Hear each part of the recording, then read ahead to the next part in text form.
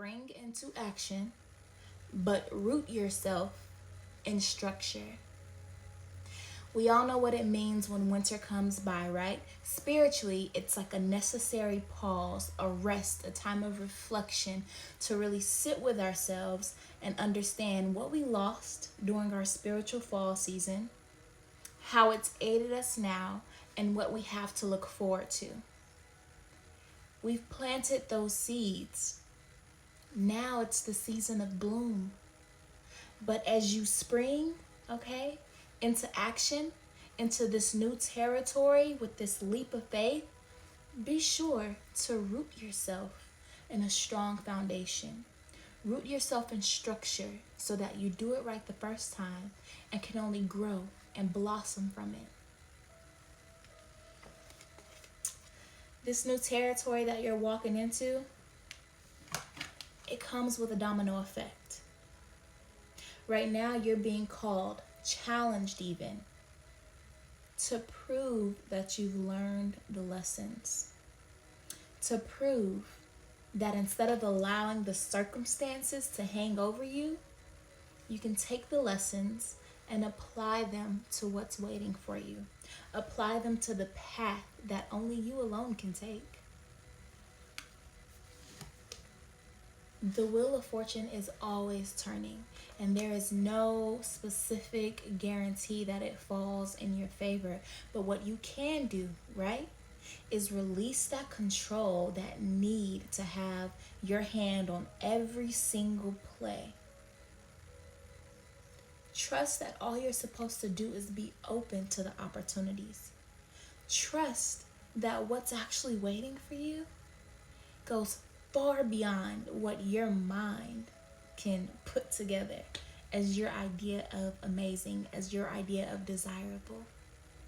Don't you know that the same mind that sees the visions, that sees and feels everything that your highest timeline is already about, is the same mind that can limit you? You don't always know everything, and you won't always have every answer. But what you can do is hold yourself accountable to releasing the things that only stunt your growth and embracing and expanding on the qualities, the characteristics, the tendencies, and the habitual natures that will actually promote you in all the ways that you're required to in order to reach that highest version of yourself, right? You feeling me? You can't just plant your seed and throw caution to the wind. Do you know how delicate that growth is? You will mess around and let the wind blow it into the side of the garden that gets too much sun, and you will wither and burn yourself out before you even get a chance to really grow. Now is not the time to go with the flow. Be strategic in your placement. Tend to your garden accordingly. Spray pesticide. Protect yourself from the pest, the people, the places, the things that will only take away from you. Okay? Root yourself in structure so that you get the nutrients needed to stand strong. Water yourself. Literally, pour into yourself. Bottom of the deck, Six of Pentacles. Generously pour into yourself. Prioritize yourself. Meet your needs. Be self-aware of what doesn't serve you. So literally everything from that point forward got cut off, but I'm just going to try to reiterate the gist of where I was going, right? We're all familiar with photosynthesis, right? Yeah, it's when plants use water to produce food, yada, yada, yada. Pouring into yourself quite literally gives you everything you need to reach for the sun.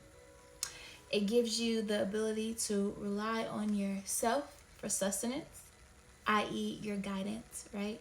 That inner light, that inner wisdom, that intuition. Pouring into yourself gives you the ability to tap into those resources that are already within you. Pouring into yourself allows you to be flexible, right?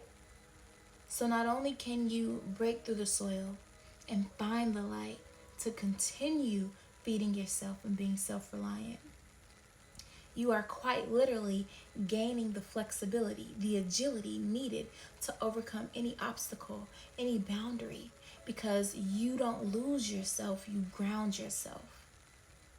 It's quite imperative. So I say all this to say, take care of your garden. Tend to yourself, tend to your needs. Be self-aware of everything that's going on around you and within you. Be resilient. And watch how that consistency sets you up for success.